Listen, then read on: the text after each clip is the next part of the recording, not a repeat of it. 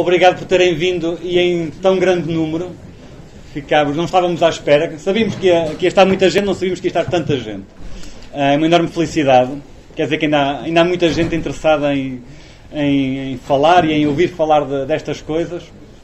Eu queria começar por agradecer a vós por terem vindo, ao CISEC por me ter lançado este desafio, à Fábrica por se ter juntado a esta iniciativa desde o início, e obviamente ao Padre Anselmo Borges e ao Walter Ugumem por terem aceito o nosso convite para estarem aqui hoje a falar sobre o mal.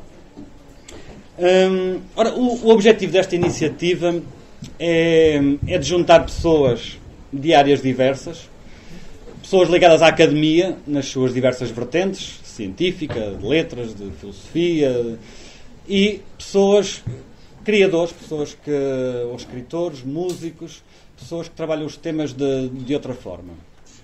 A ideia é falar de grandes temas, dos tais temas que nós muitas vezes achamos que são importantes, mas que vamos deixando para outra altura, para as calendas. Sim, havíamos de falar disso e não falamos.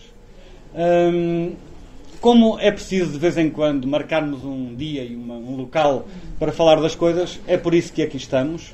Estamos aqui hoje para falar do mal e com duas pessoas que certamente nos terão muito a dizer sobre o tema.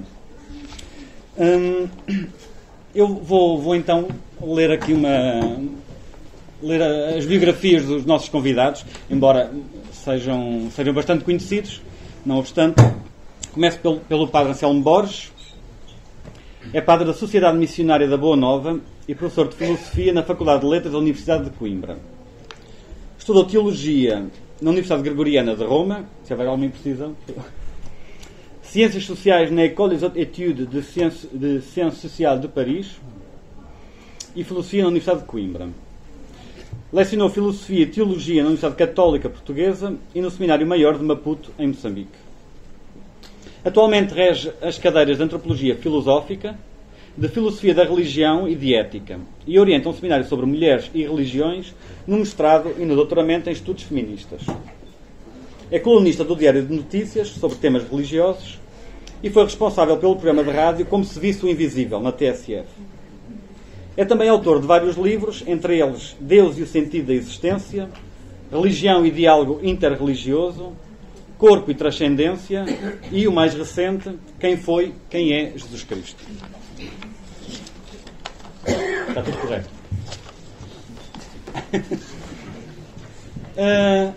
O Walter Ugumem nasceu em Saurimo, Angola, em 71. Licenciou-se em Direito e é pós-graduado em Literatura Portuguesa Moderna e Contemporânea. Publicou os romances O Nosso Reino, O Remorso de Baltasar Serapião, foi Prémio José Saramago, O Apocalipse dos Trabalhadores, A Máquina de Fazer Espanhóis, foi Grande Prémio Portugal Telecom e Prémio Portugal Telecom Melhor Romance do Ano, em 2012, O Filho de Mil Homens e o mais recente, A Desumanização. Tem também um extenso trabalho poético, 11 títulos, que se encontram reunidos no volume Contabilidade. Escreve ainda as crónicas Autobiografia Imaginária no Jornal de Letras, Artes e Ideias, e Casa de Papel na revista de domingo do Jornal Público. É tudo mais ou menos por lá. Os convidados estão apresentados, também não me compete a mim falar demasiado. Todavia, eu queria, para lançar o tema e a conversa, lembrei-me de um soneto de Antero de Quental, do qual vou ler apenas a primeira quadra, e que tem por título Só males são reais, só dor existe. É uma pequena provocação. E diz: Só males são reais, só dor existe. Prazeres só o gera a fantasia. Em nada, um imaginar, o bem consiste. Anda o mal em cada hora, e instante e dia. Então, eu queria começar pelo Padre Anselmo Borges e perguntar-lhe se é assim, se só o mal é real, se o bem é apenas um imaginar. Muito boa tarde, é com muito gosto que estou aqui. Eu gostava de saudar em primeiro lugar a Universidade de Aveiro, pela qual, embora eu venha de Coimbra, eu quero saudar esta Universidade de Aveiro, que tem desenvolvido trabalhos científicos de imenso prestígio e uma universidade que honra o nosso país. Depois queria saudar esta iniciativa, uma iniciativa de alto mérito, porque vindo das ciências chamadas exatas, quer dialogar com as humanidades, porque uma vez esgotado o problema científico, se fosse possível esgotá-lo, realmente ficavam ainda os problemas humanos. E um dos problemas fundamentais é exatamente o problema do mal. O problema, o enigma, o mistério, se quiser. Eu gostaria de chamar logo à partida a atenção para isto. Nós viemos aqui para falar do mal porque estamos bem. Estamos bem, estamos com saúde, pelo menos minimamente, estamos minimamente confortáveis. Porque quando o mal chega e chega a sério, num terremoto, por exemplo, quando chega num tsunami, quando chega num mal de amor, numa crise de amor terrível, quando chega em crises financeiras que se abatem sobre nós, mas agora em concreto sobre este, sobre aquele que quer dar de comer aos filhos e não tem com quê, quando uma crise de trabalho impede de alguém ter um emprego e a sua autoestima diminui, quando tudo isto acontece, nessa altura, quando fazemos mal a alguém, porque eu falei de males físicos e de males sociais, mas há também um mal moral, quer dizer, porque é que a vontade não é sempre boa, porque é que fazemos mal aos outros? Porque é que fazemos mal aos outros? Porque é que os outros nos fazem mal? Porque é que a vontade, de facto, não é sempre boa? Quando nós estamos sob o mal e sob a dor, sob o sofrimento atroz, nessa altura não falamos. Estamos aqui porque estamos bem, minimamente confortáveis. E então discutimos este tema, porque quando o mal é mesmo a sério, nessa altura gritamos, nessa altura choramos, nessa altura blasfemamos contra Deus, que Deus é este que não impede o mal, ou então rezamos a quem reze. Então, ao mal e ao bem, como é que nós nos entendemos nisto, nesta ambiguidade do mundo que nos traz o bem, a exaltação, o espanto positivo, e depois a seguir que nos traz o horror de Auschwitz, e os massacres, e as guerras, e a imensa estupidez. Tudo isso nos causa o sofrimento e nos causa consequentemente o espanto negativo. Como é que nós vivemos entre este espanto positivo, aquilo que nos exalta, e o espanto negativo, aquilo que nos causa espanto negativo? Como é que nós vivemos no meio desta ambiguidade do mundo? Isso é que é a arte de viver. Muito bem. E passando aqui da visão mais filosófica e religiosa para a visão do romancista, é correto dizer que nos teus romances, Walter, o mal é como que a paisagem em que tu vais contar a tua história? Eu penso no Remorso de Baltasar Serapião, mas também neste último também está muito presente. Quer dizer, há um fundo de mal do qual depois as personagens vão crescer? Então, antes de mais, também tenho que dar as boas tardes e agradecer o convite para aqui estar, felicitar pela iniciativa. Pedir já desculpa que eu estou um pouco rouco, eu vou tentar que, enfim, eu acho que depois aqueço um bocado e consigo levantar um pouco mais a voz. Mas eu tenho uma visão muito concreta acerca do mal. Eu acho que, de facto, o mal é, de alguma forma, o substrato de tudo. A vida assenta numa plataforma de terror muito concreta.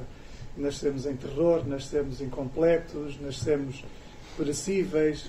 Se não houvesse alguma coisa de pura intuição para a preservação da espécie, nós éramos improcedíveis, porque de facto durante anos não conseguimos tomar conta de nós, durante anos não temos sequer a consciência de nós, e por isso, se não fosse essa coisa incrível da maternidade, por exemplo, e eventualmente também da paternidade, mas seguramente menos incrível do que a maternidade, nós não tínhamos chegado aqui, não estávamos aqui, não éramos nada, não existíamos enquanto espécie, e por isso eu acredito que nós há qualquer coisa intuitiva que nos vai salvando, que nos vai solicitando uma salvação contínua, cotidiana, dia a dia, e essa salvação só é necessária porque, de facto, o que está em causa é terrível, porque senão não se colocava a questão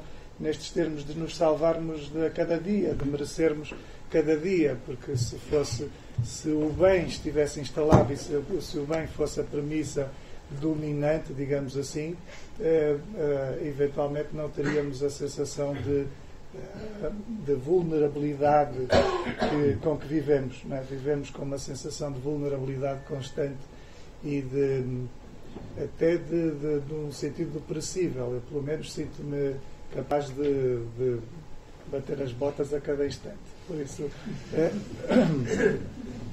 mas a tua pergunta não era essa, mas eu quero dizer coisas. Efetivamente, mas esta era a primeira questão que eu acho que a mim me interessa muito definir.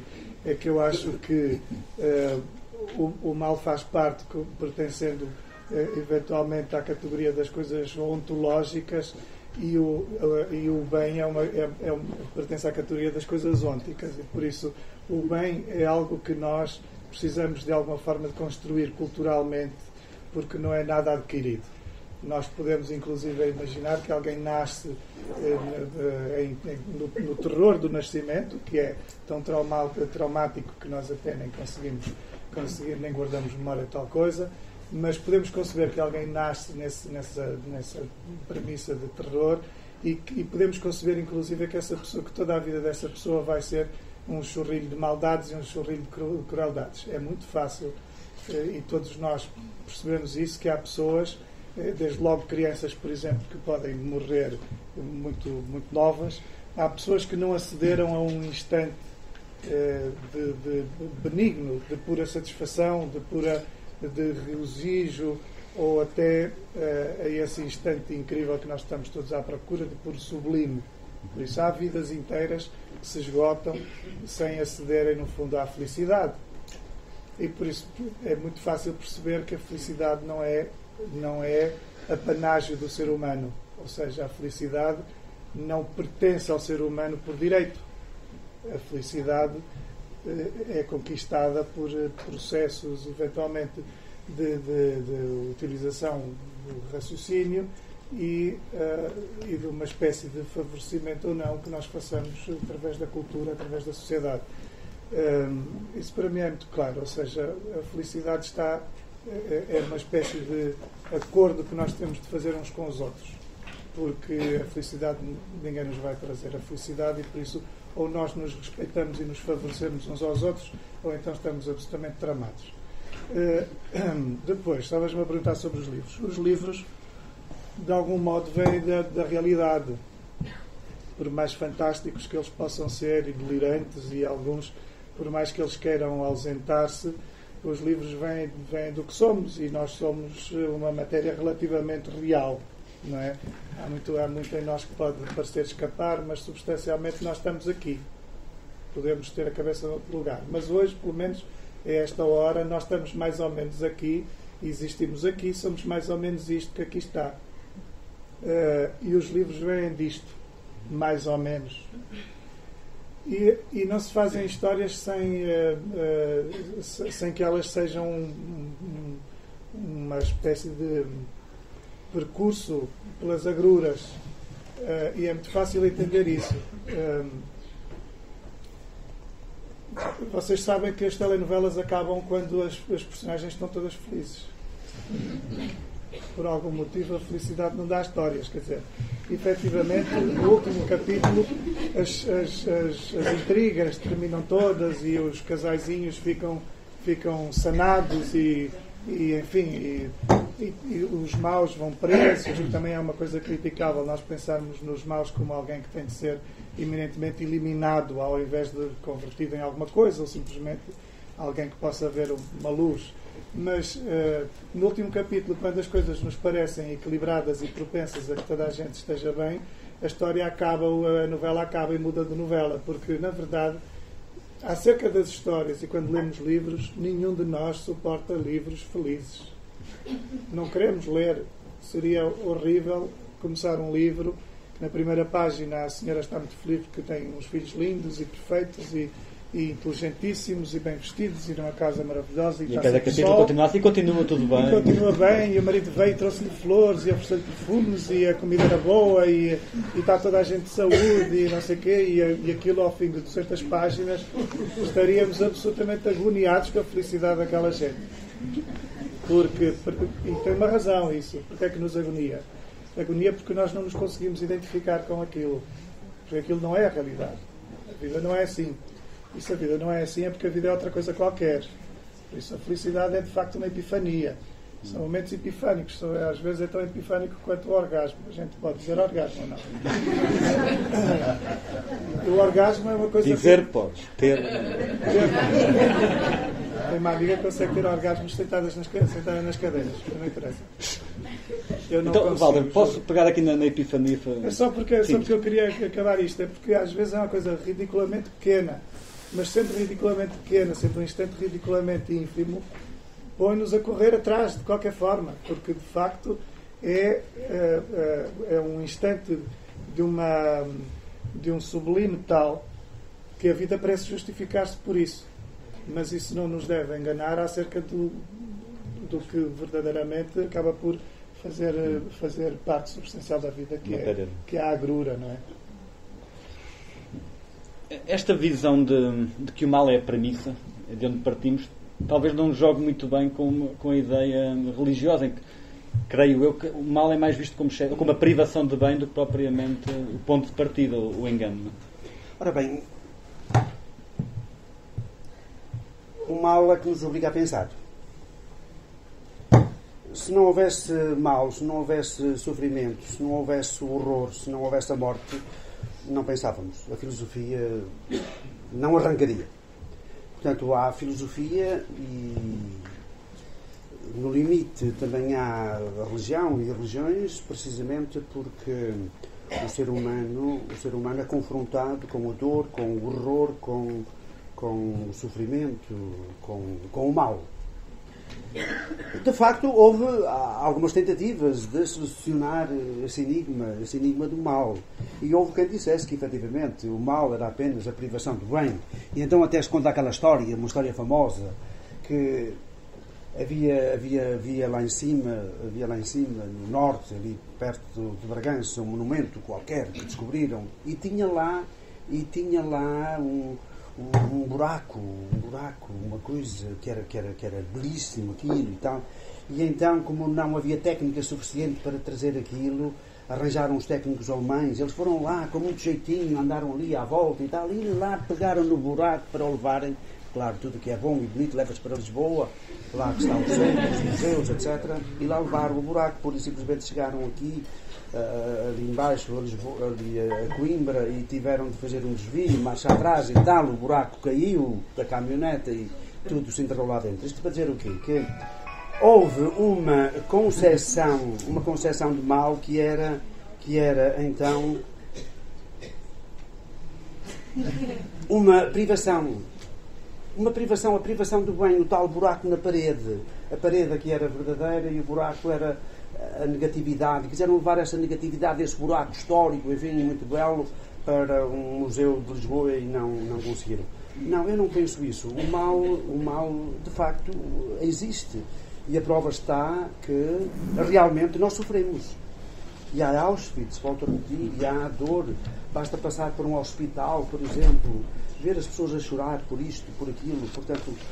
Portanto, o sofrimento, o mal, o horror, as maldades que fazemos e que sofremos, tudo isto existe realmente. Mas, pessoalmente, e houve mesmo um filósofo, Schelling, vou agora aqui trazer Schelling à baila, que falou nesses termos: no abismo da divindade há uma luta entre o bem e o mal, porque como é que se explica o mal? É verdadeiramente terrífico, porque realmente a vida parece que não seria vida, a vida humana, se não houvesse este sofrimento e toda esta contradição, mas por outro lado nós lutamos pelo bem. E portanto houve sempre várias tentativas de tentar explicar o mal. Uma delas é precisamente essa, que lá no abismo da divindade há essa luta logo intrínseca entre o bem e o mal. Houve, sei lá, aquela tentativa persa, dois princípios, um princípio do bem e um princípio do mal, e a vida é esta luta entre o bem e o mal. A história é exatamente essa luta entre o bem e o mal, mas no fim o bem triunfará. Eu penso que na raiz está o bem. Na raiz está o bem. Está o bem, e só desse modo é que eu posso explicar a vida e que também haja o mal. Como é que se explica o mal? Não vou aqui apresentar todas as teorias e tentativas da explicação do mal a nível filosófico. Aliás, o próprio Kant disse que todas as teodiceias tinham aberto falência. Depois houve essa explicação do mal radical, que era, agora, pela via da razão, explicar aquilo que a teologia chamou pecado original, que não tem sentido, não se percebe o que é que seja isso do pecado original. De qualquer forma, houve tentativas imensas para conviver com esse mal, com esse horror, com tudo aquilo que nos causa sofrimento. Ora bem, agora, de qualquer forma, eu, para explicitar o meu pensamento, eu penso que na raiz está o bem e que está o amor. Está o amor. Acredito que na raiz está o bem, e esse bem confunde-se com o amor. E é esse amor e esse bem que cria por amor. Ora bem, mas aqui os meus amigos imediatamente levantam a famosa pergunta de Epicuro. Epicuro pôs o problema para quem acredita. Para quem acredita, de facto pôs o problema de maneira inultrapassável. Diz ele, Deus, para ser Deus, tem de ser ao mesmo tempo infinitamente bom e infinitamente poderoso. Então, das duas uma, ou quis evitar o mal, é bom, mas não pôde, e então não é poderoso, ou então pôde e não quis, pior ainda, então é omnipotente, mas não é bom. Mas se ele efetivamente quis e pôde, como é que se explica o mal? Ele pôs a questão de modo... A pergunta, enquanto pergunta, é, julgo eu, inultrapassável. Depois apareceu Leibniz, enfim, com a sua famosa teodiceia, justificar Deus pela razão. Mas quem somos nós com a razão para justificar Deus? Cá está. Por isso é que Kant disse que todas as teodiceias, isto é, todas as tentativas de justificar Deus, faliram. O que é que eu penso sobre isto agora, do ponto de vista religioso, dando por pressuposto que na raiz está Deus enquanto bem e amor. Deus criou e criou por amor. Não por causa de si, mas por causa das criaturas. O interesse de Deus não é a sua maior honra e glória. Deus não criou para que lhe prestemos culto. Deus não precisa que lhe prestemos culto. Deus criou e o seu interesse são criaturas felizes, realizadas e felizes. Perguntam-me, então, e o mal? Eu diria que esta questão do mal é uma questão que é universal. Todos os homens e mulheres, mais jovens, menos jovens, sejam crentes, descrentes, sejam cristãos, sejam hindus, budistas, agnósticos, todos sofrem. E o mal vem ter com todos. Esta é uma primeira afirmação de base que é necessário fazer. Todos os homens se confrontam com o mal. E então é necessário afirmar aquilo que alguns teóricos teorizaram como a ponerologia, isto é, o tratado do mal. O mal existe para todos. Toda a gente é confrontada com o mal. Não é uma questão de religião ou de não religião. Primeiro ponto. Mas será toda a gente confrontada com a felicidade? com o desejo de felicidade. Deus, pois. Com o desejo de felicidade. A felicidade não existe. A minha mãe, a minha mãe não, da maldade. A minha mãe dizia, e dou toda a razão, não há de facto felicidade perfeita. Não há felicidade perfeita. Temos de vez em quando, cá está, essas epifanias de felicidade, aqueles momentos nos quais o tempo é tocado pela eternidade e parece que era ali que devíamos viver sempre. Mas é um instante. E pode ser a arte, não? Volta. A arte, a beleza, o amor. Fazemos certas experiências. Se me permitem, para terminar, então, todo o ser humano, de qualquer forma, é confrontado com esta questão. Eu chamo-lhe é preciso, então, todos refletirem sobre isso. A pergunta que se põe a seguir é possível um mundo que seja perfeito? Não é possível um mundo que seja perfeito. E não é possível um mundo que seja perfeito, acabado, sem mal. Porquê? Não é possível porque o mundo é finito. Sendo finito, é contraditório pretender um mundo perfeito, sem mal. Já disse Spinoza, toda omnis determinatio negatio, isto é, toda a determinação é negação. Portanto, inevitavelmente há choques no mundo que é finito. É a primeira afirmação que eu faço, independentemente de ser crente ou não. Isto é uma afirmação de base para mim. Não é possível um mundo finito, é contraditório. Um mundo que seja finito, e é finito, o nosso mundo é finito, e que seja ao mesmo tempo perfeito, sem mal, sem sofrimento. Ponto 1. Ponto 2. Então, todos, num momento segundo, somos levados a... Temos de viver, estamos cá, temos de viver, temos de procurar a melhor maneira de ser, pelo menos infelizes e realizarmos-nos minimamente. E é aí que aparece aquilo, não já uma teodiceia, justificação de Deus, mas aparece uma pisteodiceia, isto é, uma justificação da fé. Todos nós temos uma fé de uma maneira ou de outra, todos nós tentamos justificar esta nossa existência que se confronta com o mal. E é aí que aparecem vários tipos agora de justificação de fé. Uns levarão isto através da arte, outros insistirão mais, sei lá, no combate pela família, por um ideal. As pessoas religiosas esperam que Deus, para lá da morte, quando já tivermos superado o espaço e o tempo, efetivamente possa consumar esta realidade que nos leva a combater e a realizarmos-nos plena e adequadamente. E aqui aparece então um terceiro momento, que é o momento ético, se quiserem, que é aquela urgência, aquela necessidade que temos de tornarmos a vida o mais feliz possível uns aos outros, ou pelo menos o menos infeliz. E para terminar, deixo aqui uma palavra, que é uma palavra de... Como é que se chama aquele autor do... como é que é? O homem unidimensional. De Flatland? Não. Homem... Herbert Marcuse.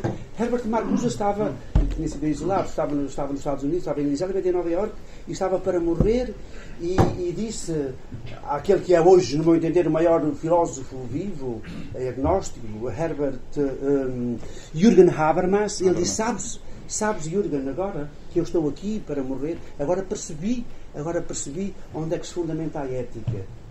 Ela fundamenta-se na compaixão. Portanto, eu diria, somos seres sofredores, somos seres mortais, logo somos irmãos, e isto leva-nos à compaixão. Walter, pegando aqui um bocadinho nesta ideia do que é que podemos fazer para contrariar o mal, se há antídotos para o mal, eu li há tempos uma entrevista tua em que a compaixão pode ser uma boa terapia. E tu falavas da arte como um substituto de Deus, no teu caso, como algo, e pode também ser um antídoto para o mal. Para ti é, e para os leitores pode ser. Para mim também. Aliás, tem vários antídotos. Goethe dizia: se estiveres triste, constrói um poema. E se não tiveres religião, ao menos tem ética e estética. Mas a arte não nos leva exatamente à felicidade. Leva-nos, talvez seja uma metodologia para se lidar com o incómodo. mas ela não garante a felicidade a ninguém.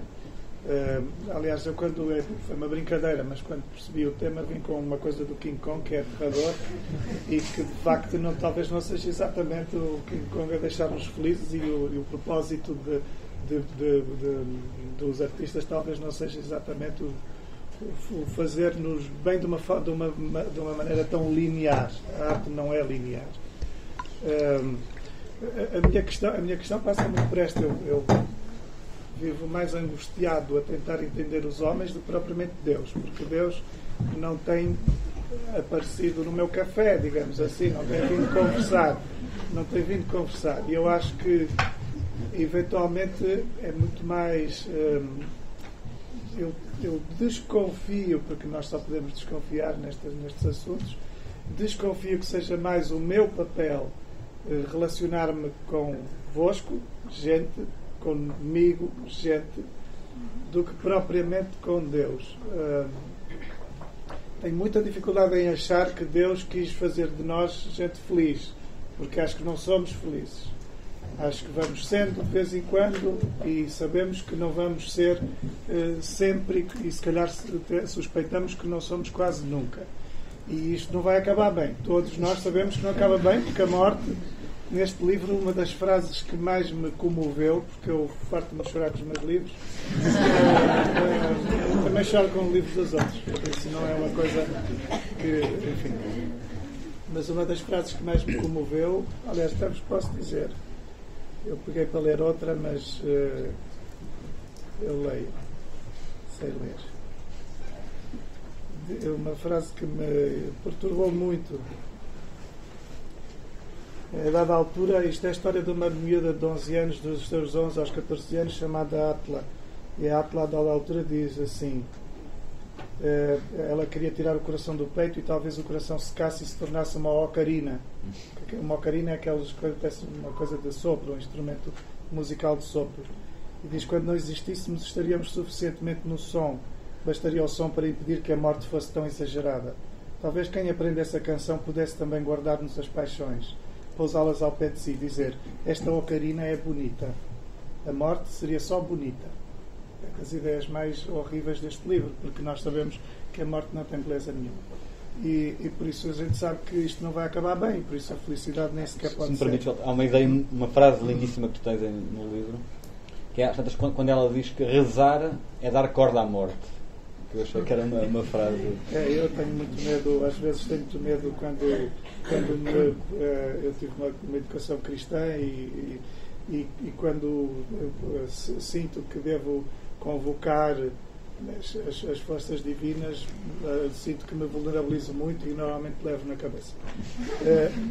Dá-me muito azar, normalmente dá-me muito azar. Mas eu ia ler por causa disto, da questão porque, enfim, não é que aquilo que eu penso esteja exatamente no romance, porque o romance é ficção e o pensamento destas personagens acaba por ganhar a sua própria densidade. Mas a altura diz assim: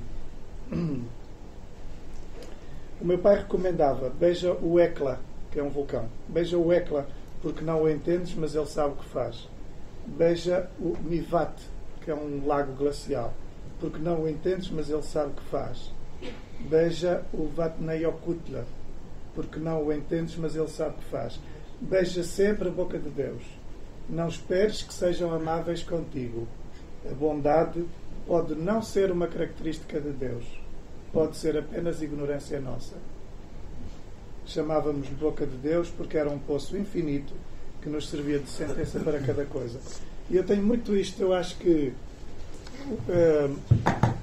eu vivo muito angustiado com esta ideia de que quanto mais esperarmos que seja uma entidade que não se presentifica a gerir a nossa dignidade, mais longe estamos da dignidade. E por isso nós devemos gerir a nossa dignidade. Para mim, sobretudo aquilo que eu tento fazer, porque tenho muita dificuldade em acreditar em alguma coisa, aquilo que eu tento fazer é chamar a responsabilidade da dignificação da vida a nós, sem estarmos a adiar ou sem estarmos a fazer com que seja a transcendência que venha definir quem é digno ou quem não é digno. No fundo, todos temos de ser dignos por nós e não porque existirá uma sentença depois desse momento terrível que será a morte. E acho assim. Não sei se dou-lhe toda a razão, quer dizer, agir bem por causa da recompensa ou por medo ao castigo, isso não é ético. Não. A moral, aliás, é autónoma. A moral é autónoma. E gostei muito que convocasse essa imagem, porque de facto acho que a compaixão, às vezes perguntam-me, afinal, aquilo que é que tu queres, qual é o teu sonho para a sociedade? Eu costumo dizer a generosidade, que é aquilo que nós estamos todos a perder. O sermos capazes de abdicar de alguma coisa que até queremos, porque abdicarmos de algo que não queremos não significa nada, é só despachar trastes lá de casa. Não é? Mas abdicar de alguma coisa que até podemos usar, até que algo até que damos importância, mas abdicar porque eventualmente aquilo na vida de outra pessoa vai fazer muito mais sentido, ou vai completar a vida de outra pessoa de uma forma como eventualmente até completaria a nossa, mas pertence à vida de outra pessoa muito mais. E eu acho que nós estamos todos a perder isso. E por isso a compaixão, a generosidade, eu acho que são coisas que nós precisamos de recuperar. Levanta-me uma questão que Padre Anselmo cita, refere aqui no livro O Corpo e a Transcendência, se não me engano citando Kant, da questão de um homem que não tem Deus, se ele se deve, ou se não tem Deus, se ele deve perseguir o bem e porque é que ele o deve fazer, não é? E que é um pouco esta questão de porque é que devemos ser bons, afinal. Nós aparecemos no mundo, uma das diferenças fundamentais entre nós e os outros animais é que os outros animais nascem mais ou menos feitos. Quer dizer, um ovo fecundado abre-se, aparece um pintainho, o pintainho já anda logo no primeiro dia, não sei o quê e tal, essas coisas todas. Dali para diante só cresce e engorda, tanto pior para ele. Mas isso acontece com um vitelo, aparece com um cordeiro. Logo no primeiro dia, enfim, uma vitela, já vi e tal, nasce a vitela e tal, um cordeiro já se ergue, enfim, com muita dificuldade, numa estrutura muito frágil e tal, mama e já anda. Dali para diante só cresce e engorda. O ser humano não. O ser humano veio ao mundo por fazer. É uma coisa terrível, tremenda, de facto. Numa desproteção total. Então, das duas, uma. E demora imenso tempo um ser humano a fazer. Imenso tempo. Eu, que devo ser o mais velho dos presentes... Se é que se faz alguma vez, completamente. Exato, ainda estou... E morremos em aberto. Morremos em aberto. E por isso é que se pode pôr, com algum sentido, a questão da transcendência. Morremos em aberto, ainda por fazer. Estamos a fazer, morremos ainda em aberto. Então, de facto, demoramos imenso tempo a fazer. E das duas, ou a natureza foi madrasta para connosco, porque nascemos completamente desprotegidos, nascemos prematuros, porque para fazermos aquilo que fazemos devíamos estar mais um ano no ventre materno, o que, como é evidente, não é possível. Então, nascemos por fazer. Isso é a natureza madrasta para connosco, não temos garras, não temos pelos para nos proteger, ou então é o modo de nós nos fazermos homens, isto é, recebermos por cultura aquilo que a natura nos não deu. Eu acho que esta é a condição de possibilidade de sermos efetivamente homens. E então, nascemos por fazer, isto é a neotenia, não é? Os biólogos sabem disso melhor do que eu. Então, esta é a condição de possibilidade de nos fazermos. E uma vez que temos de nos fazer, então vamos nos fazer bem. E uma vez que somos uns com os outros, vamos fazer uns com os outros. Cá está a tal compaixão, tornar a vida mais fácil uns aos outros, mas isso também é por uma questão, diria, antropológica fundamental, porque nós só existimos uns com os outros. Então, devemos fazer-nos, uma vez que temos de nos fazer-nos bem. Uma vez que somos livres, temos de optar. Uma vez que somos racionais, devemos fazer-nos racionalmente. Isto aqui é a ética. Para quê? Comportarmos-nos de tal maneira que nos façamos aquilo que nos constitui, que é uma humanidade boa, justa, livre. Isso é que efetivamente nos constitui. Então, a questão moral e ética é uma questão humana, não é uma questão religiosa, em primeiro lugar. Isso acho que tem de ficar absolutamente claro. Os conteúdos morais não provêm da religião. Provêm dos seres humanos que são autónomos e que têm de legislar em conjunto e em diálogo para si próprios. Para quê? Para se realizarem a si mesmos. Então não há relação nenhuma entre a ética e a religião. Neste sentido. Então, quanto aos conteúdos, temos de afirmar permanente e constantemente, embora eventualmente os religiosos não gostem muito desta afirmação, que os conteúdos morais não provêm da religião, mas provêm de nós, enquanto seres autónomos, humanos, que devem fazer-se e fazer-se bem. Ora bem, mas há aqui contactos, de facto, entre a religião e a moral. Isto é, se eu sou agora religioso, em primeiro lugar, de facto, a religião pode ajudar-me agora a uma motivação ética. Aliás, Jürgen Habermas, que é agnóstico, mais uma vez, vem dizer constantemente que, de facto, a religião tem uma capacidade de mobilização moral que frequentemente não existe. Por outro lado, lá vem o problema do mal, agora, se quiserem. De facto, a religião dá esperança. A religião dá esperança. Vamos supor que eu estou numa guerra e sou obrigado, sob pena de ser morto, a matar um inocente. Eu não sei como é que, na prática, reagiria, mas não devia matar um inocente. E agora pergunta-se o seguinte: eu sou morto. E a seguir virá um cobarde qualquer que vai matar um inocente. Pergunta-se, então, que valor teve este ato? Um ato heroico. Para quê? O que é que ele conseguiu? O que é que ele produziu? Por outro lado, eu olho para a história do mundo e vejo a história do mal. Vejo o horror do mundo, vejo crianças pedofilizadas, vejo mulheres violadas, vejo o horror de Auschwitz, milhões e milhões de mortos, de vítimas, que são vítimas inocentes, que não puderam realizar a sua vida. A sua vida foi para nada. Não conseguiram realizar minimamente a sua vida. Então, diz a Escola Crítica de Frankfurt, que é constituída por judeus, fundamentalmente, Max Horkheim, Adorno, que foram exilados no tempo do nazismo, mas depois regressaram à Alemanha e fundaram essa Escola Crítica de Frankfurt. E eles põem exatamente a questão das vítimas inocentes, que são milhões de vítimas ao longo da história. O que é feito dessas vítimas? Há um clamor do mundo dessas vítimas inocentes. Elas clamam. Há uma dívida para com elas. Quem paga essa dívida? Eles, como não acreditavam, diziam: Deus devia existir, mas de facto não existe. Então, há aqui uma dívida que nunca será paga. E por isso, mas devia ser paga. A não ser que o mundo seja pura e simplesmente imoral. Ou amoral. Sem moral. Mas eles exigiam. Esta exigência para com as vítimas inocentes. Um clamor no mundo. Uma dívida que é preciso pagar. Quem paga? E por isso, Kant postulava Deus. E há aqueles que postulam a existência de Deus. Precisamente porque se não houver Deus, então bem e mal, justiça e injustiça, tudo se afunda pura e simplesmente no nada. Tudo é para nada. Eu estou de desacordo. Vamos lá ver. Portanto, gostava de chamar a atenção exatamente para esta problemática das vítimas inocentes. Aquilo que diz que... Enfim, vamos lá ver como é que eu me explico. Primeiro, eu acho que o que faz com que nós procedamos é o instinto, como todas as espécies o têm. As espécies menos cerebradas, com cabecinhas minúsculas e sem nada lá dentro, têm qualquer informação genética que as leva a preservarem-se e procedem e vão existindo. Enfim, qualquer inseto vai proliferando porque sabe fazer alguma coisa em prol da sua própria espécie.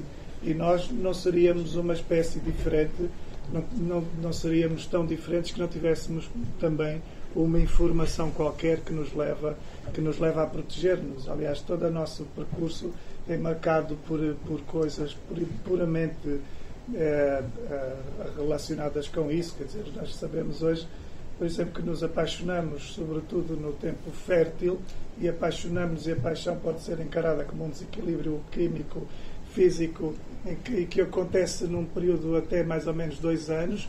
Obviamente há muita gente que fica apaixonada mais tempo, há gente que nunca se apaixonou, há gente que se apaixona aos 60 anos, aos 80, eu estou à espera de me apaixonar muitas vezes ainda, mas como padrão, comumente, de facto, a paixão existe como algo da espécie, como algo que a nossa biologia define para que nós façamos o quê? O que temos a fazer? Nos multipliquemos. Isso é a espécie que acaba por arranjar os seus próprios mecanismos para que continue. E depois esse amor infinito das mães é uma coisa instintiva, que não tem explicação, que elas próprias não conseguem entender, nem nunca vai ser perfeitamente inteligível porque é que as mães efetivamente ficam. E depois há exceções, que há mães que são os estafermos. Mas diz que não concordavas em que sentido? Eu, entretanto, comecei a falar e estava-me a esquecer do ponto. A questão das vítimas. Eu acho que vítimas somos todos nós. Se vítimas inocentes, eu queria aproveitar. Como? Do instinto? Do instinto. Pois eu estava a falar do instinto, mas para responder a esta coisa que eu estava a discordar, que acho que efetivamente. Era a dívida. Pois, não há dívida nenhuma. A dívida é para com todos nós. Por isso, se alguém deve alguma coisa, há de ser alguém que inventou isto tudo. Se é que alguém inventou isto tudo. Eu queria então aproveitar. Mas aí deveria a todos nós, porque de alguma forma todos nós morramos como morrermos aos 5 ou aos 125. Vamos todos morrer cedo demais e vamos todos morrer de uma forma inocente, eu diria. E pronto. E perdi-me, que eu ia contestar ali alguma coisa e agora esqueci. Não, mas eu queria aproveitar. O Padre Anselmo Borges falou 2 ou 3 vezes de Auschwitz e de facto é impossível falar do mal no século XXI sem falar de Auschwitz como um exemplo, se calhar maior exemplo que nós conseguimos ter. Já sei o que é. Já vamos lá a Auschwitz, já sei o que é. Já sei o que é. Esta ideia de que a religião nos dá esperança, efetivamente dá. Agora, importa saber se vale a pena esperar por alguma coisa que tem fundamento ou não. Se estamos à espera de alguma coisa com fundamento ou não. Porque talvez eu não queira viver fundamentando os meus atos em alguma coisa que depois não teve sentido. Pode ser muito digno, será muito digno nós, se de repente preferirmos sermos a vítima ao invés de vitimar o inimigo, que é um inimigo inocente, ou um inimigo a quem foi imposto ser meu inimigo. Eu provavelmente não conseguiria matar ninguém, a menos que fosse para aí o Hitler ou coisa assim. E dependia muito da situação. Se eu conseguisse prender, prendia-o. E por isso talvez preferisse, por minha consciência, e na dúvida sempre de estar certo ou estar errado, de se estou certo ou se estou errado, talvez preferisse morrer eu, talvez preferisse perder eu. Mas, pelo menos, perderia por alguma coisa que eu acredito, que é acreditar que vale a pena confiarmos, tanto quanto possível, uns nos outros. Construirmos isto uns pelos outros. E não exatamente morrer por acreditar numa coisa qualquer que talvez não tenha fundamento nenhum. Repara, eu estava-lhe a dizer que estão a esperar não por causa de mim, mas por causa das vítimas inocentes. E há aqui uma coisa que eu gostava de dizer também, que eu discordo. Isto é, eu não reduzo o ser humano por simplesmente instinto. Não. O ser humano, para lá mais até analisado do ponto de vista cerebral, nós temos um cérebro que funciona unitariamente, mas que tem três dimensões, que é o cérebro reptiliano, enfim, que vem dos répteis e tal. É por isso que nós reagimos sei lá, instintivamente, fechamos os olhos, regredimos, qualquer coisa. Depois temos o tal cérebro médio, enfim, límbico, não sei o quê, das emoções e não sei o quê. Depois temos aqui uma coisa assim aqui à frente, que é o neocórtex e não sei o quê e tal, que nos permite raciocinar. Permite-nos raciocinar. E isso leva-me a pensar o ser humano de uma maneira que não é redutível, de maneira nenhuma a instintos. Porque estamos aqui a falar exatamente no pressuposto de que não somos meramente seres instintuais, não é? Estamos aqui a refletir, estamos aqui a recuar perante aquilo que fazemos e estamos a avaliar. Nós avaliamos, o que significa, portanto, que não estamos na dimensão meramente instintual. Quer dizer, fazemos a experiência de nós como seres que avaliam, como seres que são dados a si próprios e, por isso mesmo, que são livres, fazem a experiência da liberdade. A experiência da liberdade é esta experiência de que eu sou dado a mim próprio. E nesta experiência de que sou dado a mim próprio, faz a experiência de autoposse, que me autopossuo. E por isso posso dar-me amor, e posso fazer o bem, posso fazer o mal, e realmente também posso esperar. Mas a esperança, para não ser pura alienação. Eu sou muito sensível, enfim, a toda a crítica religiosa, enfim, daqueles que dizem que a religião é pura projeção. Sou muito sensível a isso, a essa crítica. Portanto, procuro que a religião não seja pura alienação. Portanto, trata-se de uma esperança que é ativa, que combate pelos outros. Uma vez, uma jornalista ficou muito escandalizada porque me perguntou assim: olha lá, se tivesse de escolher entre, primeiro, amar a Deus ou primeiro amar o próximo, qual é o primeiro mandamento? O primeiro mandamento é amar o próximo. E a propósito do cérebro, dos diversos cérebros que nós temos, uma vez ouvi um psicólogo fazer uma metáfora que eu acho que é muito bem conseguida, que o nosso cérebro mais primitivo é como se fosse um elefante e tivéssemos em cima um cérebro mais sofisticado, que é o condutor, tem um nome, condutor do elefante, o treinador. E quando tudo corre bem, quando o elefante está bem alimentado, está bem disposto, o homem faz o que quer com o elefante. Mas se há um momento de crise e o elefante precisa de comer ou de fugir, o homem não faz nada com o elefante. E o nosso cérebro é um pouco assim. E frequentemente, de facto, é a emoção que nos conduz, até porque, do ponto de vista das neurociências, nós hoje sabemos que recebemos os estímulos e, de facto, a primeira leitura é uma leitura emocional. Só a leitura racional vem em segundo lugar e por isso às vezes somos atraiçoados e por isso dizemos assim: o que eu fiz isto, nem me digas e tal. Pois é, uma estupidez e tal, desculpe lá. Portanto, mas realmente esta dimensão de liberdade, acho eu, que é ineliminável. Se alguém conseguir demonstrar-me que não há um mínimo de liberdade no ser humano, eu abdico de considerar o homem e a mulher um ser digno. Não, mas era importante e acabo com uma disciplina chamada antropologia filosófica. Esta ideia de que quem não acredita em nada fica, enfim, já não vale a pena, fica sem ética, digamos assim. Não. Estava a dizer isso. Eu estou a dizer constantemente, eu disse aqui permanentemente que a ética é autónoma. A ética é autónoma. Eu disse sempre, os conteúdos morais não são dados pela religião, são dados por nós autonomamente, enquanto seres racionais. Eu sublinhei isto desde o princípio. Eu queria só introduzir aqui uma última questão, porque depois se calhar íamos abrir ao público se tiverem algumas perguntas para fazer. Mas voltando então a Auschwitz, em 63 a Hannah Arendt publicou o livro. Hay um filme muito exatamente, do qual vai agora até sair o filme, do julgamento de Eichmann, e em que ela dá-lhe o subtítulo de A Banalidade do Mal. E isto é um pensamento pós-Auschwitz, e eu por vezes sinto, e queria saber um pouco a vossa opinião acerca disto, que ainda fomos muito mais longe nessa burocratização do mal, no sentido em que nós vimos tudo o que aconteceu, por exemplo, com os banqueiros, que fizeram danos terríveis clicando no rato, não é? Vemos também como a facilidade que há em matar alguém do outro lado do planeta usando um drone, por exemplo, e isto parece um passo mais nessa banalidade, nessa burocratização do mal, em que nós nem se põe quase a escolha moral, porque é uma coisa tão simples. Não sei se há um agravamento na maldade, digamos assim. Eu acho que há uma facilidade cada vez maior em prejudicar mais e mais gente, com mais profundidade e em quantidade de mais gente. E por isso cada gesto hoje pode de facto afetar de uma forma marcante muito mais gente.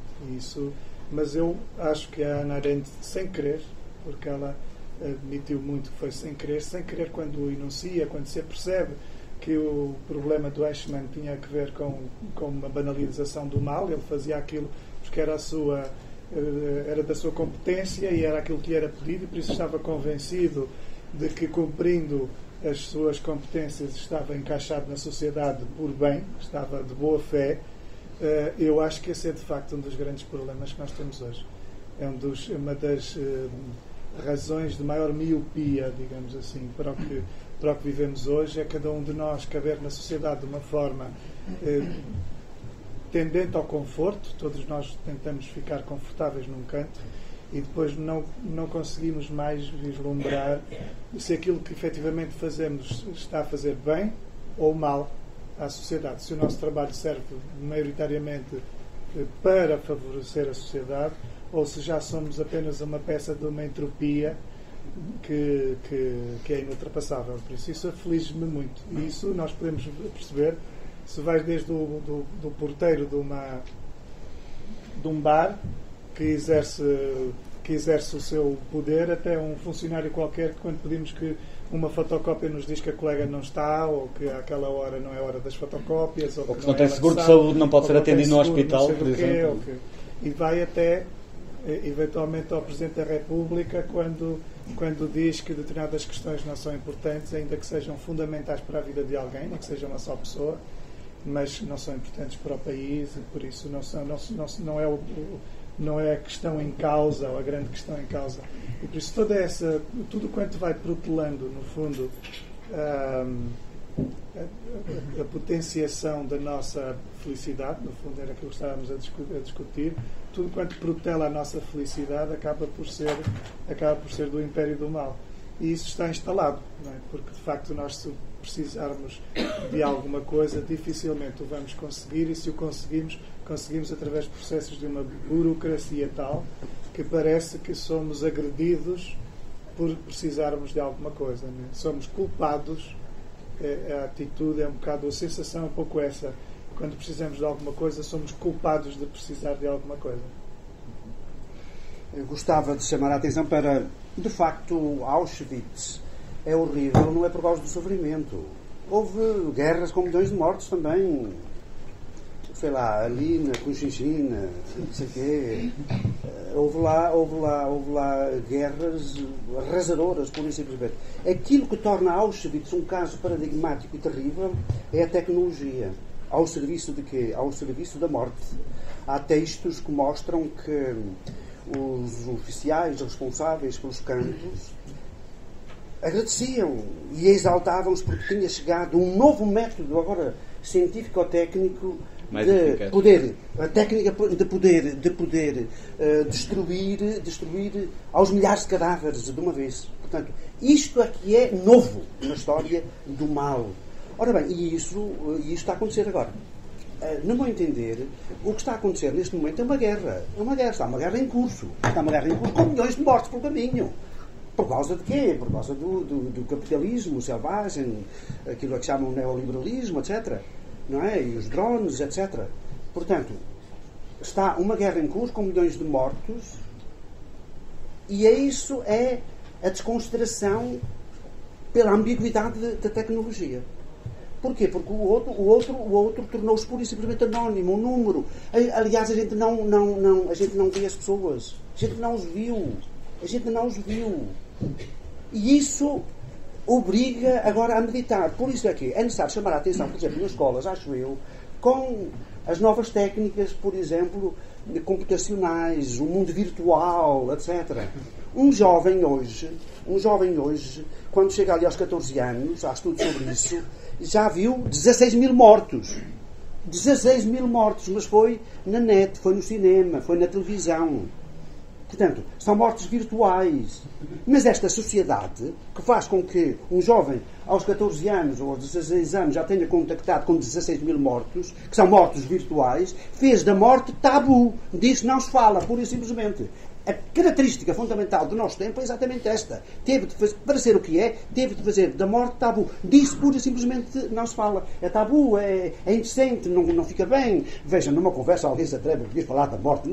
Aqui vai-se debater aqui a morte. Vamos falar da morte. Ora bem, aqui não há esse tabu. Aqui não vai haver este tabu. Mas de modo geral fala-se da morte em geral. Não é da minha morte, que é a única que há. Ou a morte do meu amigo, a morte daquele que eu conheço. Isto tudo para chamar a atenção para quê? Nós hoje corremos este risco do anonimato universal. E não há o contacto vivo com o outro. Termino com esta pequena observação. Quando alguém é condenado à morte e vai ser fuzilado, o que é que se faz? Aventam-se nos olhos. Porquê? Porque a morte do condenado à morte, do fuzilado, daquele que vai ser fuzilado, esse olhar é intolerável.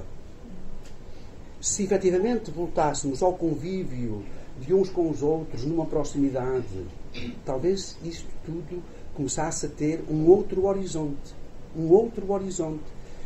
Portanto, eu terminaria chamando exatamente a atenção para as novas tecnologias do anonimato, mesmo o conhecimento e o contato com os outros meramente virtual, e isto, eu acho que a internet é qualquer coisa de gigantesco, mas é necessário tomar consciência de que a humanidade avança e desavança por causa das tecnologias. Tudo aquilo que é humano é ambíguo e as tecnologias também, e hoje é necessário prevenir contra este perigo de puro anonimato que nos torna insensíveis uns aos outros, exatamente porque não os vemos. São números. Hoje, felizmente, estamos aqui a ver-nos uns aos outros. E pegando aqui nesta ideia da ambiguidade, eu pedi ao Walter, quer-se ler um poema dele, é do primeiro livro, creio eu, não é? Que fala mesmo um pouco desta ambiguidade e talvez até do mal que temos dentro de nós. Walter. Isto é pedido do Nuno, é um poema do qual eu me lembro pouco. Mas também queria só dizer uma coisa, porque eu estou de acordo que de facto a morte é um tabu com o qual vamos lidando sempre mal, mas a mim irrita-me que mais do que a morte o sexo seja um tabu.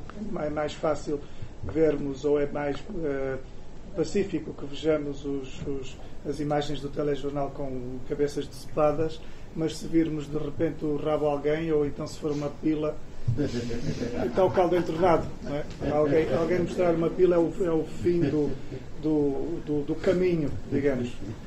E isso irrita-me porque no fundo o que significa é que a morte de alguma forma vai ganhando espaço, e a vida, que é o que significa o sexo e é o que significa o corpo, a vida não parece que perde espaço, porque nós criamos um tabu em relação a uma coisa que é puramente pertença de todos. Mas a morte vemos-la sempre à distância. E a morte vemos sempre à distância, o problema. exatamente. E a pila, eu pelo menos vejo mais cedo. Isso cada um sabe. Uns com mais short, outros com mais short. Vou então ler. Cada um tem a sua. Os homens. A morte que nós pensamos é sempre a morte dos outros. Sim, são sempre os outros a morrer. Esta é a diferença. São sempre os outros a morrer. A minha morte, para mim, é inconcebível. Porquê? Porque é contraditório pensar a minha consciência morta. Isso é contraditório. Exatamente. Pronto, então este poema chama-se A Presunção da Transcendência. Deus Nosso Senhor, pensa que um dia me rendo implorando por minha alma, como se fosse uma alma garantida a todas as pessoas, mesmo às mais zangadas ou até suicidas. Mas o inimigo cá dentro sabe o contrário. Deus Nosso Senhor pensa em mim todos os dias, esperançado a fazer com os dedos milagres sobre a luz, o quente do verão, a oportunidade boa do sexo ou dos amigos, para que eu me torne melhor pessoa. Mas o inimigo cá dentro quer o contrário.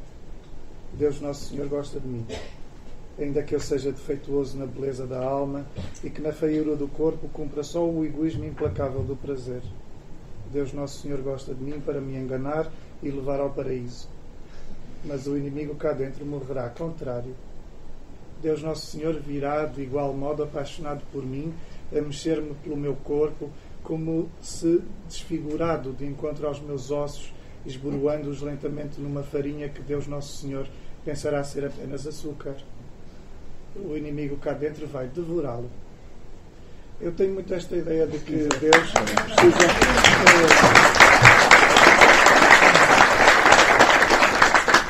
Eu tenho muito esta ideia de que nós temos um direito sobre Deus. E por isso Deus, quando surgir, tem de nos explicar algumas coisas. Quando Ele vier, se prepare que eu estou aqui para ter uma conversinha com Ele. Eu acho que a ideia de sermos... A ideia da profunda insubmissão é uma ideia insuportável, porque nós pensamos, essa coisa do cérebro não sei das quantas, pensamos, e ao pensarmos conseguimos conceber a nossa própria dignidade e conseguimos dignificar a nossa própria conduta. E por isso custa-me, se quiserem é tão simples quanto isto, a desumanização, este romance que eu publiquei agora, ele não partiu disto, mas ele foi ao encontro disto. Quando eu nasci já tinha um irmão morto. A minha mãe perdeu um filho com 1 ano. Eu quero que Deus me explique, quando surgir, quando eu tiver a oportunidade, o que é que fez de errado o meu irmão para que ele morresse com 1 ano. Por isso, haverá uma explicação, com certeza, e se Deus existir, eu é que sou infinitamente burro, porque Ele será infinitamente inteligente. Mas eu, sendo infinitamente burro, tenho de ser digno o suficiente para ter o direito dessa explicação. Por isso eu nunca vou estar absolutamente submisso. Faz bem. Um dos maiores teólogos do século XX, chamado Urs von Balthasar, disse pouco tempo antes de morrer: eu vou morrer e Deus vai-me fazer perguntas, mas eu também tenho perguntas para lhe fazer. Muito bem.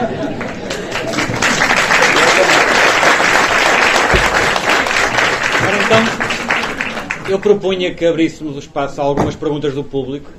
Não poderão ser demasiadas, mas ainda temos aqui um quarto de hora, se calhar. É só uma pergunta. Podia juntá-las. Será que o homem inventou Deus? Essa imagem poderá. Então, desculpa, vamos fazer o seguinte. Já lhe vou pedir que repita. Vamos juntar grupos de 3 perguntas para ser mais fácil. Mas peço então que repita. Que eu não...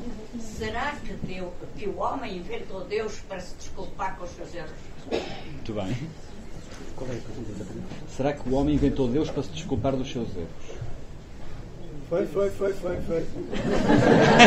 Já respondi. Eu acho. Atenção, temos aqui outra pergunta. Pegando na ideia do Padre Anselmo na questão de vendar os olhos quando se fuzilou as pessoas, e pegando na ideia do Walter Ugumem relativamente à questão do irmão, do filho e da justificação, a questão que eu coloco é: qual é o papel da intencionalidade na percepção do mal? Ou seja, nós quando falamos do mal rapidamente deslocamos a questão para coisas visíveis, palpáveis que percebemos. Portanto, qual o papel da intencionalidade, quer perante as outras pessoas, quer perante o próprio Deus? Se é intencional ou se é arbitrário? Ou a avaliação que fazemos do mal e do bem à luz da intencionalidade.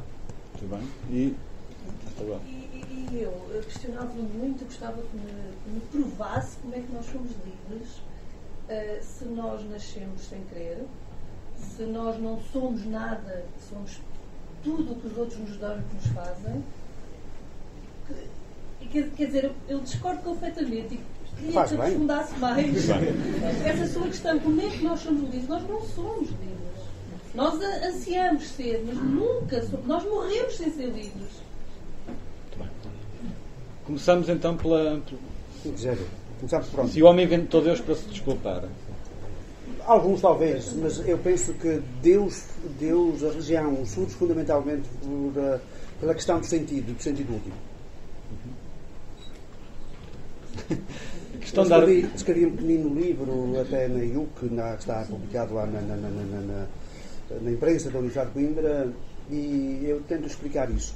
Portanto, o determinante na religião é a questão do sentido último. Portanto, nós vamos sentido em sentido. Qual é o sentido de todos os sentidos?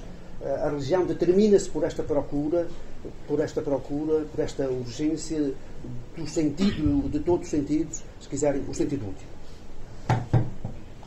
Walter, queres responder à questão acho que sim, da arbitrariedade? Acho que sim, acho que nós precisamos de inventar Deus para nos policiarmos uns aos outros, e se calhar por esta concepção que eu acho imatura, de acharmos que se não houver um polícia que esteja dentro das casas de todos, a sociedade não vai funcionar, porque vamos perder as éticas e vamos perder a moral e vamos ser todos uns bichos, vamos ser capazes de todas as maldades. Por isso dá muito jeito ter um polícia que veja através das paredes e que nós usemos para cuidado, porque olha que Deus mais tarde vai-te perguntar acerca disso. E eu acho que não, eu acho sinceramente assim, eu não sei, não estou a dizer que é um Big Brother, exatamente. Eu não estou a dizer que Deus não existe também. Eu não estou a dizer exatamente que eu não posso dizer que Deus não existe. Nenhum de nós pode dizê-lo. Aquilo que eu acho é que nós temos de viver eticamente e uns pelos outros como se Deus não existisse. Porque se nós tomamos Deus como uma desculpa para as coisas, então aí é que nós podemos abdicar das éticas e das licenças, porque aí deixamos para Deus para fazer a limpeza. Deus que se preocupe com isso, porque olha, não fui eu, a bomba caiu não sei de onde, é nos vizinhos, no país vizinho, não sei o quê, Deus leve a saber o que está a fazer, não fui eu passei a manhã na praia, por isso quem quiser que arrume uma atrapalhada, Deus que arrume uma atrapalhada. Agora, se eu agir como se Deus não existisse, eu penso assim, caramba, eu estou num mundo em que estas coisas acontecem. Eu vou falar alguma coisa ou vou ficar calado? Eu vou atirar para a transcendência as culpas disto e a responsabilidade disto, ou vou tomar a responsabilidade que me compete e o tempo que disponho para fazer alguma coisa? Por isso eu acho muito importante, efetivamente, isso. Acho importante que nós pensemos que Deus é alguma coisa que nós colocamos ao nosso serviço e por isso mais vale não colocar. Façamos nós aquilo que nos compete. como repeti várias vezes, eu estou de acordo consigo, nesse domínio, completamente de acordo consigo. Nós temos de agir e só agimos moralmente se, efetivamente, agirmos pelo dever e autonomamente. Estamos completamente de acordo, não se deve chamar Deus onde ele não é chamado. Completamente de acordo. E esta questão liga-se depois com a arbitrariedade do mal, não é? Quão arbitrário... A intencionalidade ou a arbitrariedade do mal? Eu não sei se entendo bem a tua pergunta, vou assumir. Não sei se tu vens aí de uma filosofia profunda e aprendeste coisas que eu não aprendi. E eu também não sei falar de outra forma, senão da maneira como falo. Mas eu acho que genericamente o mal é a mesma coisa para todos. E o bem não. E isso quer dizer muita coisa.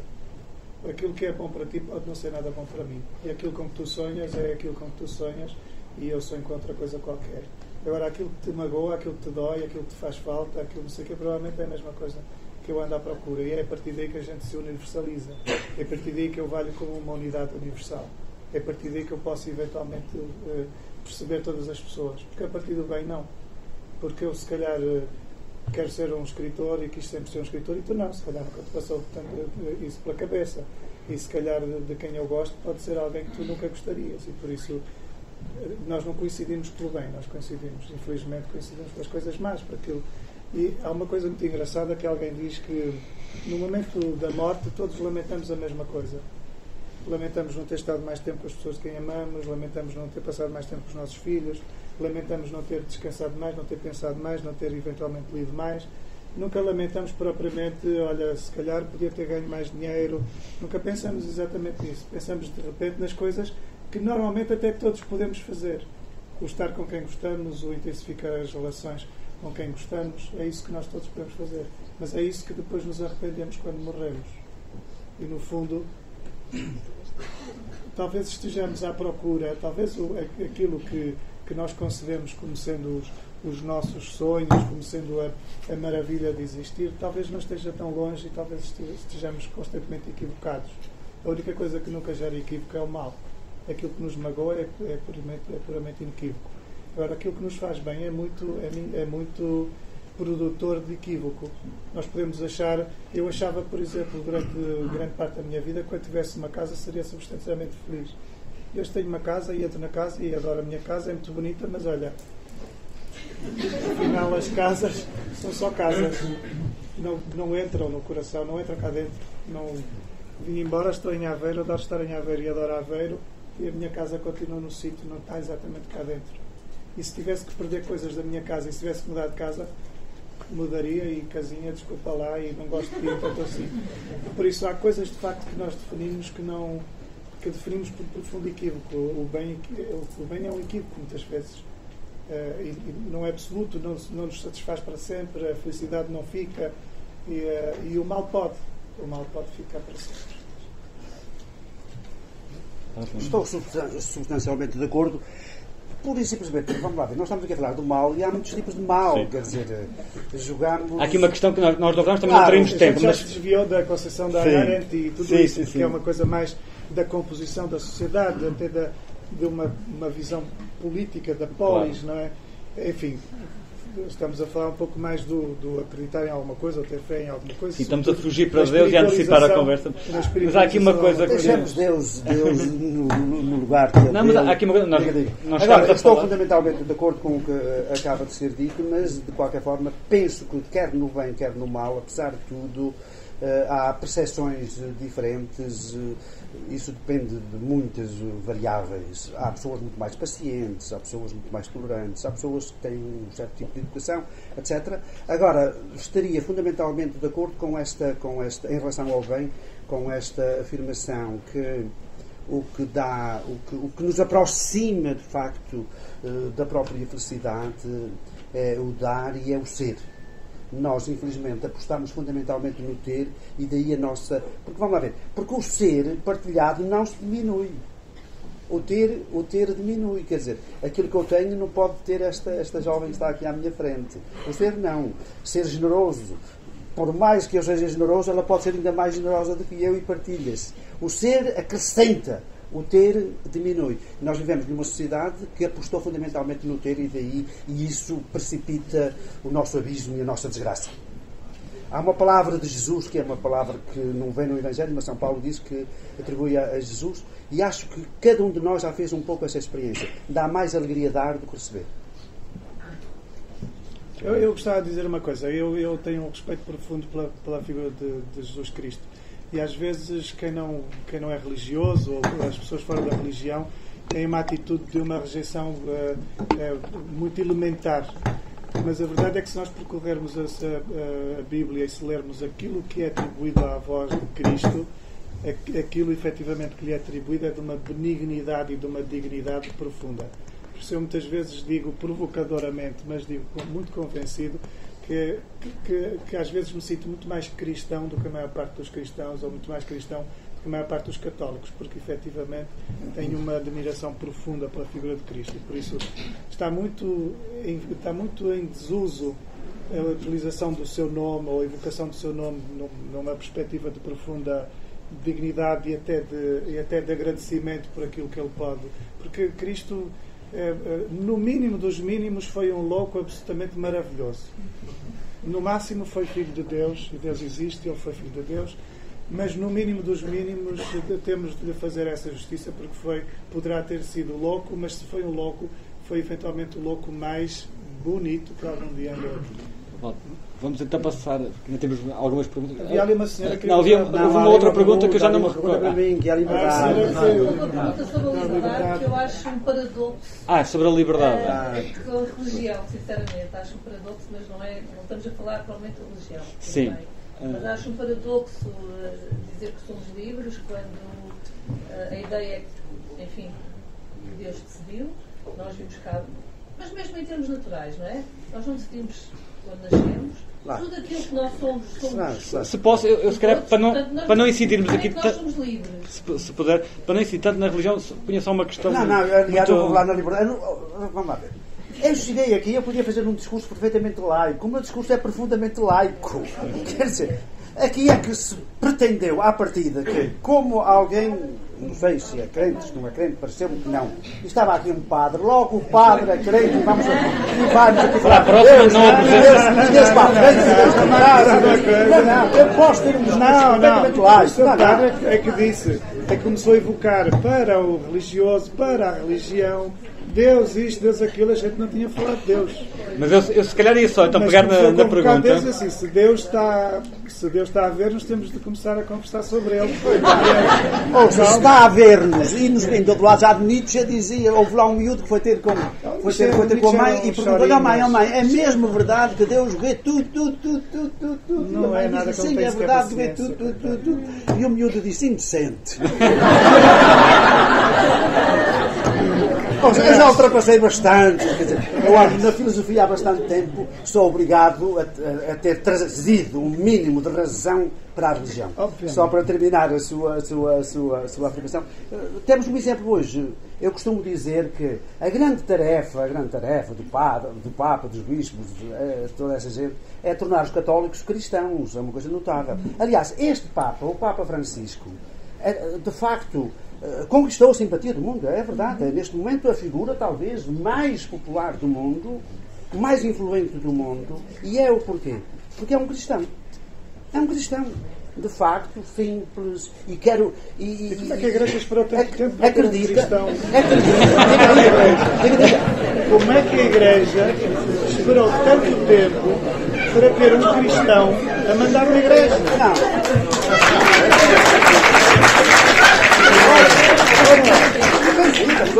Mas esse é o meu lamento.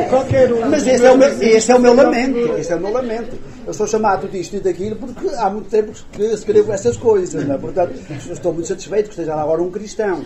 E interessa-se pelas pessoas. Perdão? Ele é cristão e não católico. Não, ele é católico. Ora bem, mas a grande tarefa dos católicos é converterem-se minimamente a cristãos. Portanto, era isso. Ora bem, respondendo à pergunta da liberdade. Podemos virar a pergunta para o outro lado, porque eu infelizmente ainda não li o seu livro, não é? Mas será que essa falta de liberdade tem alguma coisa a ver com a desumanização? Eu não tenho necessariamente de dirigir a pergunta assim. Assim foi só porque foi tão veemente que nós somos livres e que eu acho que nós não somos livres. Absolutamente. Se alguém me demonstrar que não somos minimamente livres, neste dia eu digo, afinal, o ser humano não é digno. Temos de avançar para outras perguntas. Agora, diz-me assim, demonstre a liberdade. Eu não demonstro a liberdade, sabe porquê? Porque se eu demonstrasse a liberdade era uma coisa e já não éramos livres. Tá. Mas isso é um discurso. Avancemos então para ser aqui à frente. Não, aquela senhora estava demonstra bastante tempo. Demora bastante tempo. A liberdade é uma experiência transcendental, para usar agora o palavrão, se quiserem. Isto é, a condição de possibilidade de negar a liberdade ainda é a liberdade. Muito obrigada a quem organizou estas constantes, dar o prazer e a alegria de nos ouvir. Aprendi muito. Tenho duas pequenas questões que qualquer um de nós pode responder. O Sr. Padre Anselmo começou por dizer que o primeiro mandamento é amar o próximo e não a Deus. Porque eu, no meu entender, amar o próximo é amar a Deus. O professor Walter começou, ao longo da sua palestra toda, por falar em Deus. Isso o Sr. Padre Anselmo falou da religião. Ele frisou muito a ética e a moral. E o Sr. Professor falou sempre em Deus. Uma graça. Começou por se dizer que o tema era o mal, mas falou-se muito da felicidade e do bem. Esse todos estamos de acordo. Então, se calhar é bom sinal. Exatamente. O Sr. Padre começou por dizer que estávamos todos bem, que era o qual estávamos aqui. Então o professor dizia... Já és professor, Walter. Sou escritor. O professor dizia: Deus não tem vindo conversar comigo no meu café. E bem há pouco, isto é no início, e bem há pouco, disse que estava à espera de Deus para conversar com ele e questioná-lo. A pergunta é para os dois. A pergunta que qualquer um poderá responder. O mal realmente existe? É uma questão de ter o tal sofrimento que conhecemos e tal qual como foi dito. O mal pode estar dentro da nossa alma, porque o bem foi perturbado. É muito questionável o mal, como o professor e o Sr. Padre disse. Então, falem do luto, a morte. Agora eu não quero dizer mais nada, porque percebi que tem um sofrimento de morte. A compaixão. O Sr. Padre Anselmo fala um pouco mais do que é o mal, que é a morte, e a compaixão, que será o encontro da tal felicidade do bem, preparando-nos para o mal terminal. Falaram um pouco sobre isso. Eu posso dizer-lhe assim, uma coisa que com os meus livros eu tento muito encontrar uma redenção qualquer para a vida, e por isso a morte está sempre em causa. E eu tenho a sensação, a convicção, há pouco eu até dizia isso, que quer morramos com 5 anos, quer que morramos com 105, provavelmente vamos morrer sempre cedo demais. Por isso eu tenho a sensação de que a vida fará sentido por algo diferente do tempo. Não é o tempo, não é a longevidade que nos vai efetivamente justificar. E justificar vem de justiça. Não é o tempo que mostra a nossa justiça, a justiça de estarmos aqui. E com que justiça é que fomos recebidos aqui.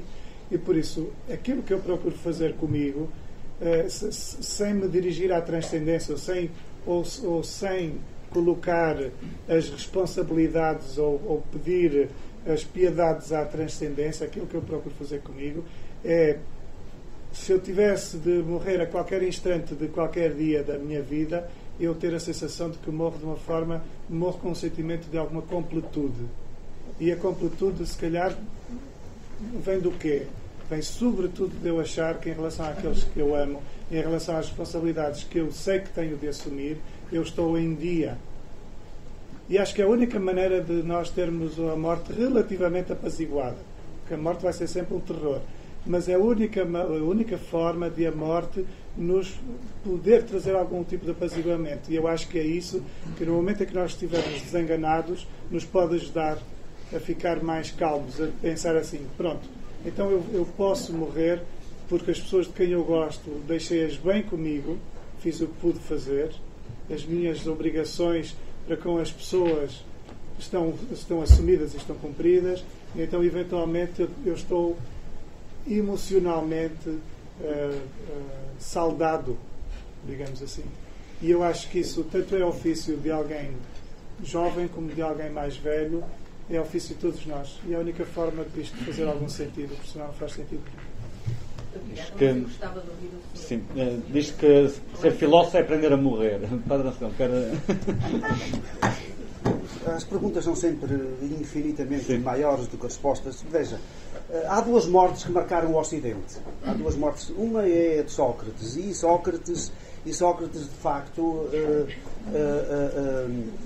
diz, pela boca de Platão, que morrer portanto, filosofar é o treino de morrer e estar morto. Porquê? Porque ele tem uma concepção dualista de homem. Portanto, este mundo é um mundo das sombras e, portanto, morrer é excelente. Porquê? Porque vamos para o mundo das ideias. E, portanto, a filosofia, como é o treino de abandonar os sentidos, abandonar esta experiência empírica, falaz, e chegar aos conceitos, então já é o treino de morrer e estar morto para este mundo. A outra morte, veja, mas isso é devido exatamente a esta concepção, que a realidade verdadeira está no outro mundo. A outra morte é a morte de Jesus. E Jesus morre a gritar, a fazer uma pergunta: meu Deus, porquê é que me abandonaste? Duas mortes que marcam o Ocidente. Eu estou pela segunda morte, que é uma morte que é consequência de uma vida completamente dada aos outros, a começar pelos mais pobres. Vejam, Jesus fez a experiência de Deus que é amor. E não ficou lá a rezar a Deus. Não. O que é que ele fez? Fez aquilo que Deus faz. Foi ter com os desgraçados, os mais pobres, as mulheres, que eram completamente marginalizadas, as crianças, os desgraçados que eram espoliados, que na altura estava em questão uma revolução enorme, estava-se a caminho do latifundiário e muita gente tinha sido espoliada dos seus bens, das suas terras, e Jesus foi tragar a justiça em nome de Deus, tragar, fazer, dar ânimo às pessoas. E houve quem não gostasse, claro, há sempre quem não goste. Quem é que não gostou? Não gostaram os ricos, os exploradores, e não gostou a religião oficial. Jesus é morto por duas razões, fundamentalmente.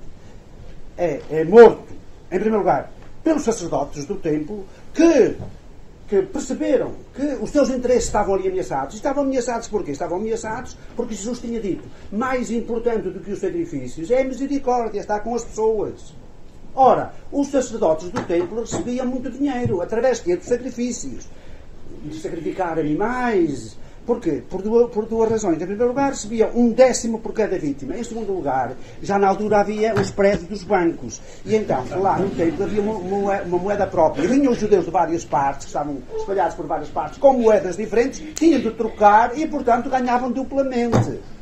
Ora bem, os sacerdotes do templo foram os primeiros a condenar Jesus à morte. Depois, como eles não tinham, de facto, o direito de executar a morte, foram ter com Pôncio Pilatos, que representava o império e os interesses imperiais e dos possuidores das terras. Foram ter com Pilatos. Porque Pilatos percebeu que ali havia o perigo de uma sublevação social. E, portanto, Jesus é morto. É crucificado, vejam, porque põe em causa os interesses da religião oficial e os interesses, digamos, do capital. Portanto, sem querer apressar a morte de Cristo. E Jesus é morto exatamente por causa disso, mas não fugiu à morte e morre com uma pergunta. Rezar é fazer perguntas. Jesus morre com uma pergunta: meu Deus, porquê é que me abandonaste? Os cristãos acreditam. Vamos a uma última pergunta. Eu gostaria que fosse sobre o mal e não sobre a religião. Há de haver tempo para isso. Mas agora eu tenho de perguntar. Há 10 anos que estou em silêncio e justamente eu acho que eu fico congratulamente por esta fábrica ter organizado esta palestra e falar sobre o mal, e está escrito em vermelho. E vejo ali duas personagens e uma pessoa que está deitada. Eu, enfim, identifiquei-me com a pessoa deitada, porque há quase 10 anos que estou deitada. E justamente por causa do mal. Eu tenho vivido ao longo destes anos cara a cara em frente ao mal. Então tenho pensado muito sobre isso. E então eu chego à conclusão, enfim, talvez até para perdoar, eu pergunto-me se realmente, se as pessoas que praticam o mal, se elas têm consciência do mal que praticam. Deixa-me acabar. Eu vou pegar numa metáfora, numa imagem dos peixes que vivem no mar e os peixes que vivem no rio. Será que os peixes que estão dentro do mar têm consciência que o mar é salgado? E será que os peixes que estão dentro do rio têm consciência que a água é doce? E então, os peixes que estão dentro do mar, será que eles conseguem viver? Não conseguem viver no rio, não conseguem viver fora do mar. E vice-versa. Portanto, de alguma forma, as pessoas que estão dentro do mar, dos peixes no mar, elas têm de ser em função do meio onde estão. Da mesma forma, as pessoas que praticam o mal, elas praticam. Será que é o mar delas? Então eu tenho de arranjar uma desculpa para compreender. Mas sem dúvida nenhuma que isso acontece. Sem dúvida nenhuma que isso acontece, que há pessoas que o fazem. Eu estou aqui em frente de pessoas que têm nomes, eu queria dizer que eu também tenho um nome. E o meu nome é Rosalina Gomes. Aliás, Rosalina Sousa Gomes. Ouviram bem? Eu não sou um fantasma. Desculpem, não temos mais tempo para perguntas. Vamos só...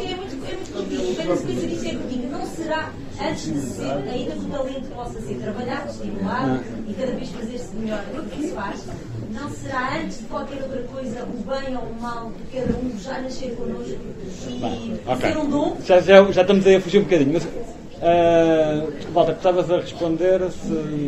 Não, eu acho que... As pessoas percebem que fazem o mal. Há pouco, quando falávamos da banalidade do mal, é exatamente isso. As pessoas ficam desensibilizadas para perceberem que a sua conduta pode ser uma forma exatamente de predar os outros.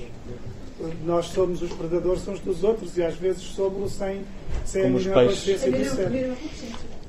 Padre Anselmo, quer acrescentar alguma coisa e depois terminamos? Eu só quero acrescentar que os peixes não têm essa discussão. Nós temos. E temos-lo porquê? Porque somos seres morais. É só isso. Muito obrigado. Muito obrigado.